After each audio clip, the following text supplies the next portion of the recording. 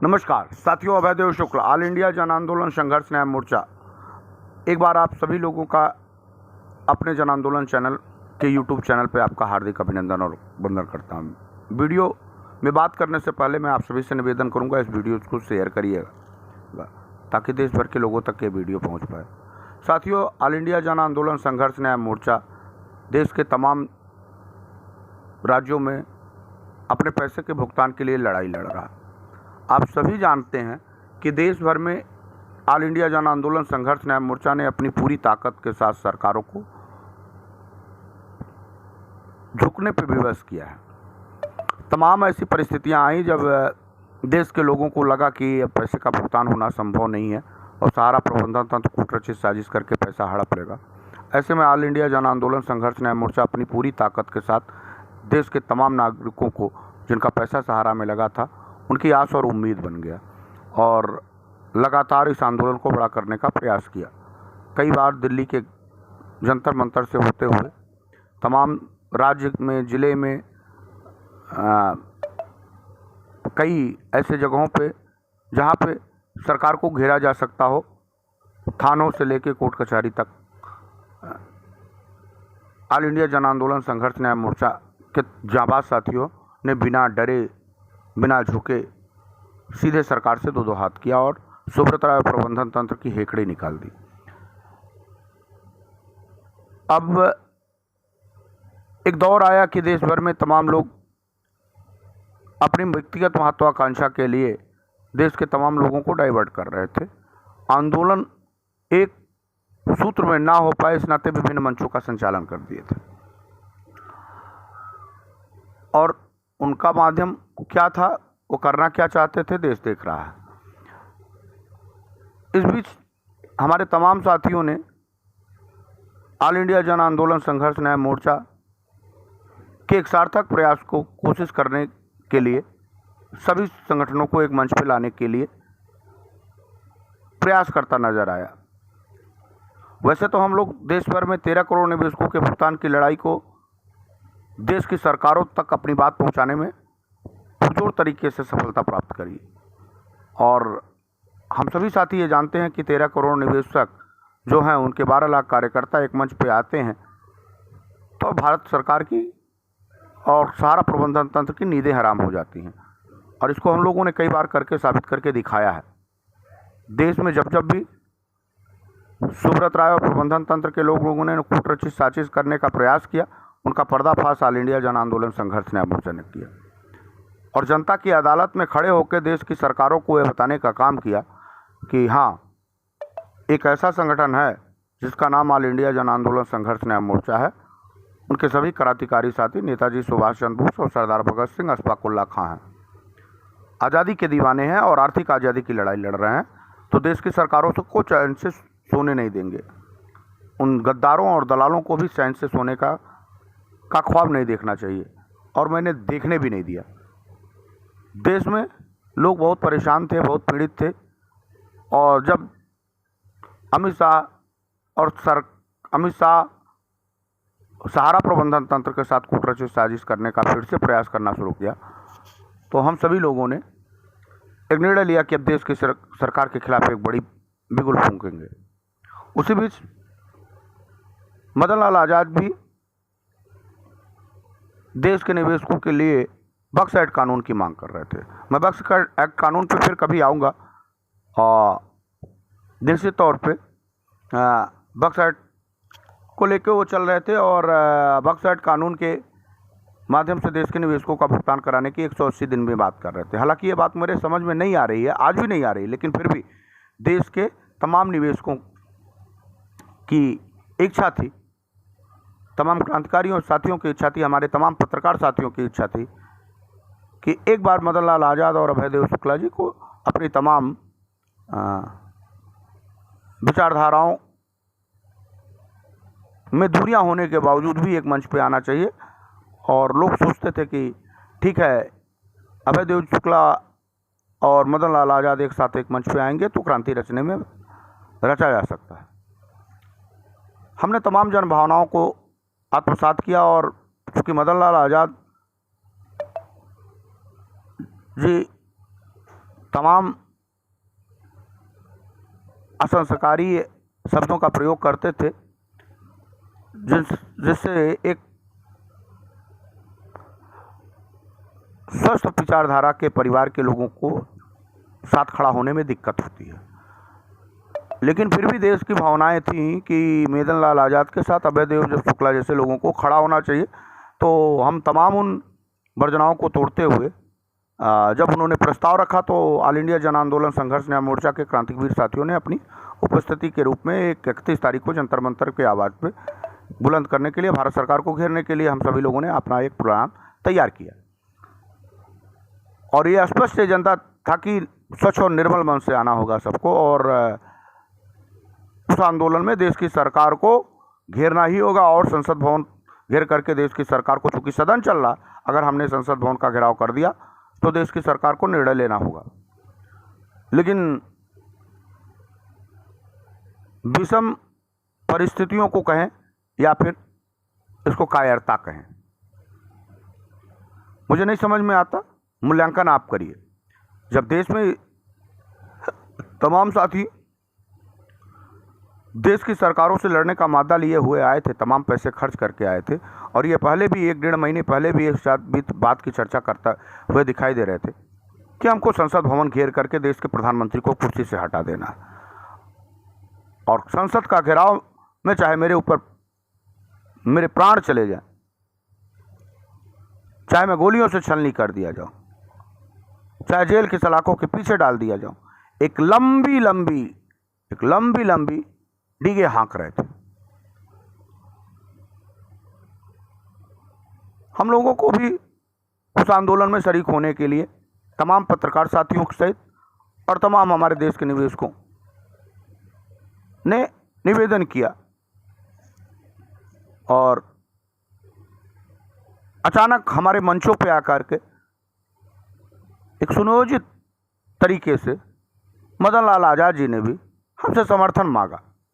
हमारा मुद्दा देश के करोड़ों निवेशकों के भुगतान के लिए था, और निश्चित तौर पर संसद के घेराव के लिए हमारे ऑल इंडिया जन आंदोलन संघर्ष न्याय मोर्चा के लोग तैयारी कर रहे थे कि हमको दिल्ली चलना होगा, और हम तैयारी करने की नीयत से अपने तमाम कार्यकर्ताओं को जागरूक कर रहे थे। उस समय उनका कार्यक्रम के रूप में उन्होंने समर्थन मांगा कि हम आज के बाद गठबंधन की प्रक्रिया में रहेंगे, जहां आप काम करेंगे वहां हम काम करेंगे, और हम सब लोग मिल के काम करेंगे। उन्होंने निवेदन किया, आग्रह किया, और एक गठबंधन के रूप में वो तमाम प्रस्ताव हम सभी लोगों ने रखा कि किसी भी कीमत पर जंतर मंतर पे, रामलीला मैदान पे पहुंच के हम लोग भारत की सरकार को घेरेंगे, घेराव करेंगे। और उन्होंने 2 दिन का कार्यक्रम रखा, 31 तारीख और 1 तारीख, देश भर के लोगों से कहते रहे। और जिस तरह से वो टीवी डिबेटों में और तमाम अपने व्यक्तिगत वीडियो में बोलते हुए दिखाई दे रहे थे, उससे हम सभी लोगों को एक मंच पे खड़ा होने के लिए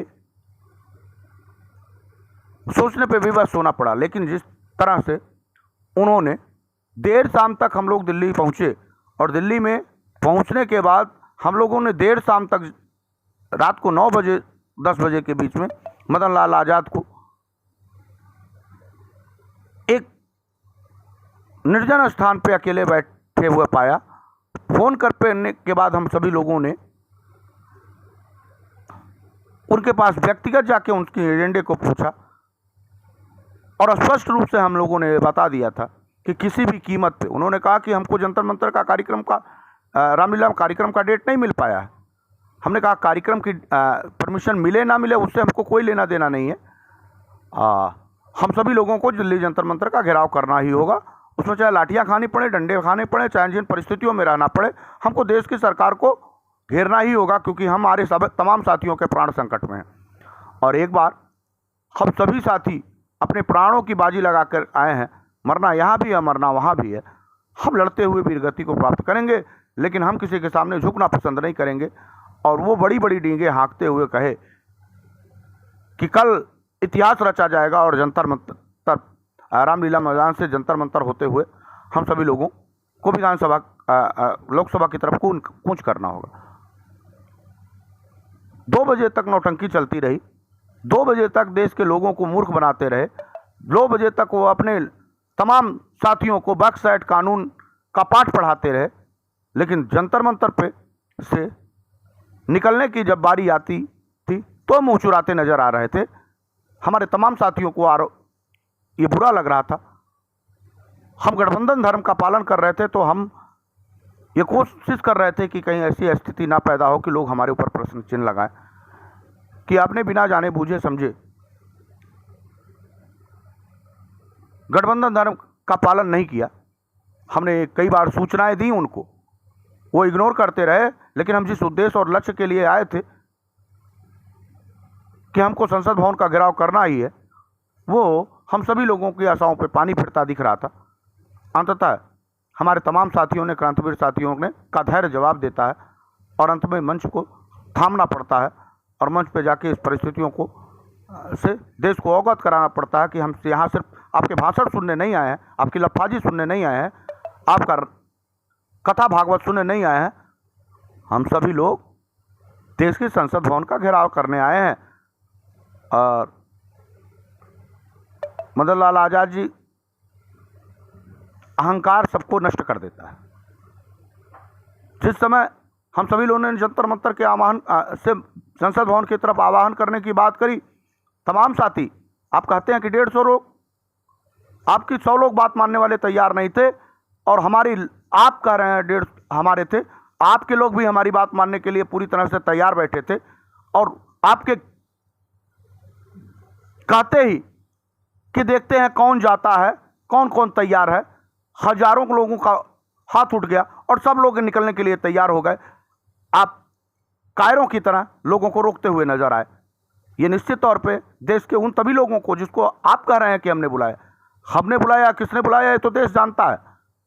देश जान रहा था कि देश में ऑल इंडिया जन आंदोलन संघर्ष न्याय मोर्चा की लोकप्रियता क्या है। कभी 1000 लोग मुश्किल से बमुश्किल आप अपने कार्यक्रमों में खड़े कर पाते हैं। इसके पहले तमाम आंदोलन आपने किए और सैकड़ों और हजारों की संख्या में इकट्ठा करते करते आपकी हालत खराब हो जाती है। आज ऑल इंडिया जन आंदोलन संघर्ष न्याय मोर्चा सीधे मंचों पे खड़ा होकर आपकी मदद करते हुए आपकी नहीं मदद कर रहा था, और आप कह रहे हैं कि दूसरे के कार्यक्रम में अतिथि बन के आए थे, गठबंधन था की बातों के आधार पर आए थे, और घर वो मेरा था। हम आपके कोई गुलाम नहीं है। ऑल इंडिया जन आंदोलन संघर्ष न्याय मोर्चा किसी की गुलामी नहीं करता। भारत सरकार सहित सुब्रत राय की नाकों में दम करने वाला ऑल इंडिया जन आंदोलन संघर्ष न्याय मोर्चा मदन लाल आजाद की गुलामी करेगा? आतिथ्य के रूप में आए थे। वो मेरा घर था, वो मेरा मंच था, और उस मंच में जितने भागीदार सुनिश्चित आप थे, उससे ज्यादा भागीदारी सुनिश्चित मेरी थी। हमने देश के लोगों को आह्वान किया था। लोग, देश के लोग, देश के गरीब निवेशकों के लोग अपने पैसे के भुगतान के लिए आए थे और संसद भवन की घेराव करने आए थे। जिस तरह की कायरता का परिचय आपने दिया एक लीडर के लिए, सिर्फ व्यक्तिगत हित साधने के लिए, इस तरह डर जाना, मुझे लगता है कि फिर कभी आंदोलन में देश के निवेशकों का प्रतिनिधित्व करने के बारे में सोचना आपके लिए और आपकी टीम में, पता नहीं कैसे आपकी टीम में लोग कायरों की बात चलने वाले लोगों की, कायरों जैसे सोच रखने वाले लोगों के साथ खड़ी है। निश्चित तौर पे देश के निवेशक अपने भुगतान के लिए आए थे और देश की सरकार को इससे बड़ा मौका नहीं था। देश के कार्यकर्ता गालियां देते हुए जा रहे थे मदन लाल आजाद जी आपको।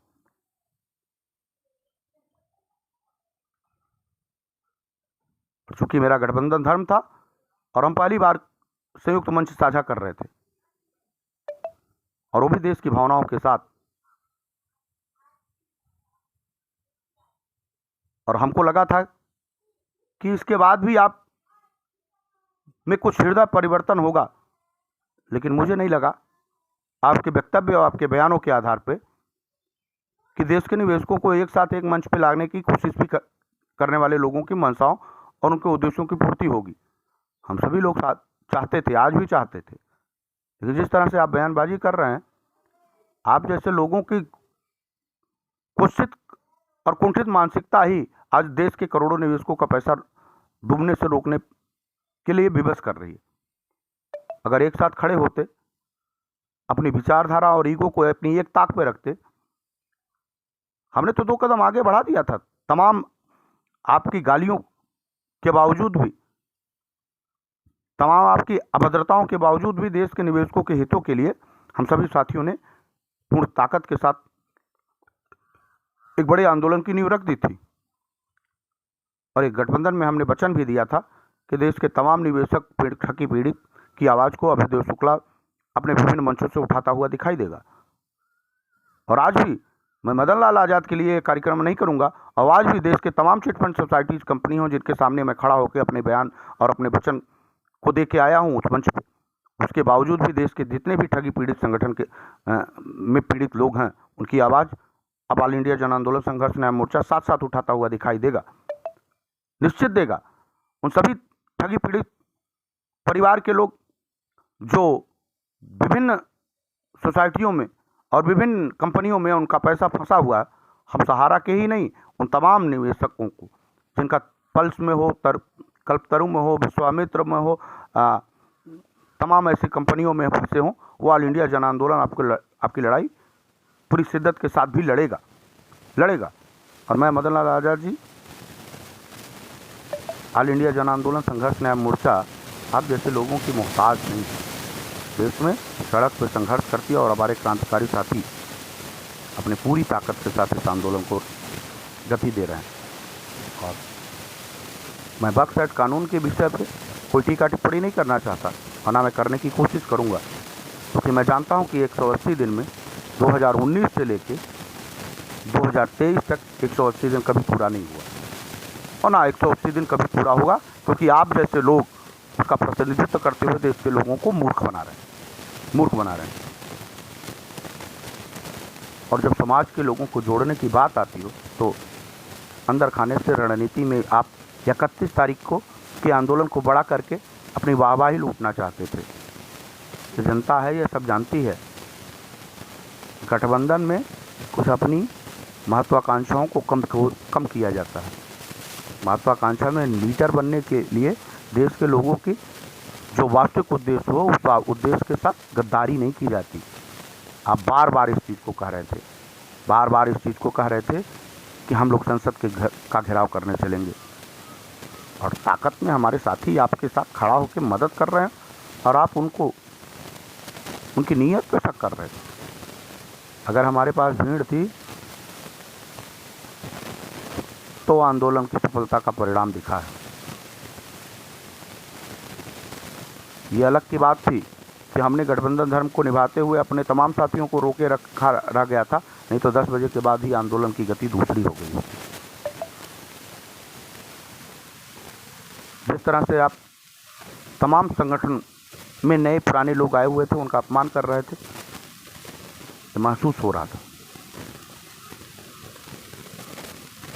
तमाम लोगों को अपने मंचों पे अपनी बात रखने नहीं दिया, यह महसूस हो रहा था। अगर ऑल इंडिया जन आंदोलन संघर्ष न्याय मोर्चा ने एक बेहद रणनीति के तहत काम नहीं किया होता, देश के निवेशकों को एक बड़े रास्ते की तरफ नहीं ले गए होते, बड़ी मेहनत के बाद दिग्विजय सिंह जैसे कद्दावर नेताओं को मंच की तरफ साझा होना पड़ा। अब आप बार बार कहते थे हमने देश के तमाम विधायक, सांसदों और मंत्रियों, यहाँ तक कि प्रधानमंत्री को भी कह दिया कि उसको बुला लिया था, प्रधानमंत्री भी आने के लिए कहे थे। हद है आप पागलपन की। अपने महत्वाकांक्षा में क्या क्या भूल जाते हैं, कुछ पता नहीं लगता। और मैं गठबंधन की बात कर रहे हैं, मैं तो गठबंधन में देश के निवेशकों की भावनाओं के साथ आपसे जुड़ा था, नहीं तो आप गठबंधन निभाने लायक है ही नहीं। ऑल इंडिया जन आंदोलन किसी के रहमो करम पे मोहताज नहीं है, और खासतौर पे आप जैसे लोगों तो तमाम देशवासियों से निवेदन है कि आंदोलन को बड़ा करिए, आंदोलन को साथ खड़े हुए। 17 तारीख को एक बड़े आंदोलन की रणनीति के साथ हम सब लोग झारखंड पहुँच रहे हैं। आप लोग झारखंड आइए और झारखंड में एक बड़े आंदोलन के साथ भारत की सरकार को वहीं से मैसेज देंगे।